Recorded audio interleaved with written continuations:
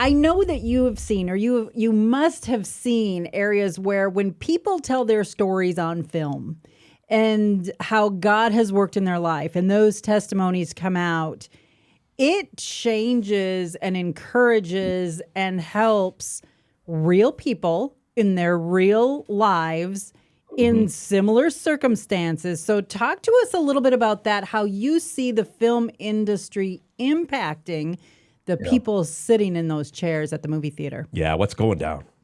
absolutely. I mean, this is a story, whether you're a Christian or not, you may be going through some of these things. And so, and maybe this is the story that you'll relate to. The beautiful thing about a movie like The Blind is that it's naturally a faith film. It's not Hmm. forced. Now, they didn't come up with something to throw in there to make it that way. It's just is a real story about these people and their journey, and you're just watching it unfold, and you know a lot about their family and their life already, but you can see what with the moment, this Hmm. the time when God got a hold of someone's heart, and you see it right there. And so, if you're in the movie theater watching this, whether you're a believer or not, maybe you go because you're a Doug Dynasty fan. I mean, it's beautiful, right? Come on out, come see it Yeah. because you're going to see what God did, and you just can't deny it. I don't care who you are. I don't care. And so when you go see a story like that, it's the truth, it's the story.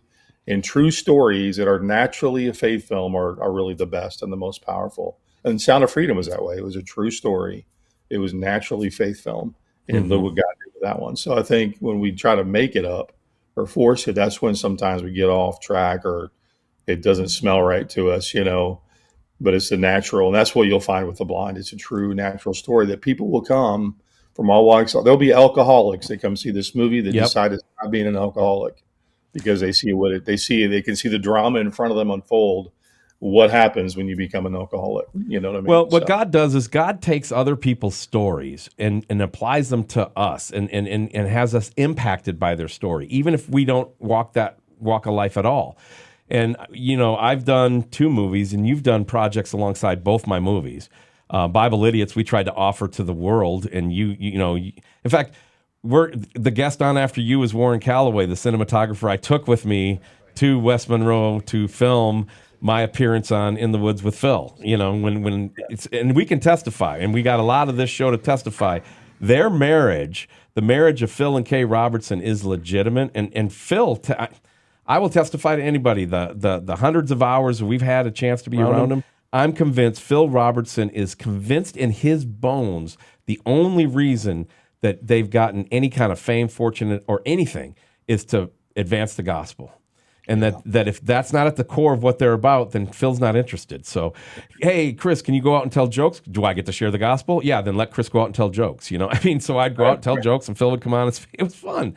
These yep. people are authentic, and so I'm hoping. I have not had a chance to screen the movie as of this interview, which is weird, but I'm hoping that the film was true to that. Was it? Because you had a chance to screen it, Scott. Oh, it's very, very much so. And I learned a lot about them I didn't know. Having watched the show and all the when that was on and big in our culture, I learned a lot about them. And but it's true. I mean, it's not a lily white film. There's things that you'll see about their life that they decided to share with us for the first time, honestly. And but it's because they want to use what God did in their life to impact all of us and those, especially those who don't know the Lord, because Yeah. that's what this movie will do. It'll show them what that's like, what it's Yeah. like to live without the Lord, and what it's like once Jesus gets a hold of your heart. And I Mm-hmm. think that's the message and the purpose and the end goal of a movie like The Blind.